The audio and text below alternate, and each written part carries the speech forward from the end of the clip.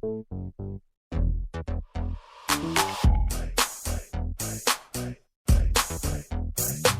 could they hate? Never been where I've been, never seen what I've seen. Seen cops run up into traps, dinch cop dinch. One of them just came back, feel like dizzy, hope like little busy. I spend my nights with all my dears. Things which hard is that you've never been.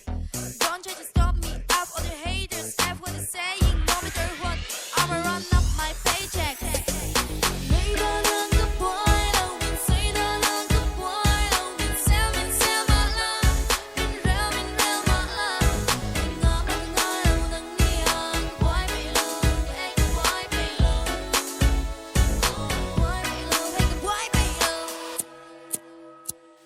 I wake up from dark with still broken heart.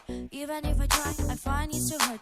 No one understands if I'm too good to I can't link tailor min liam fo. Mi more than need so unball run tea in me fell how can't mean self. Ma say more, go oi tay told, look at told in the day.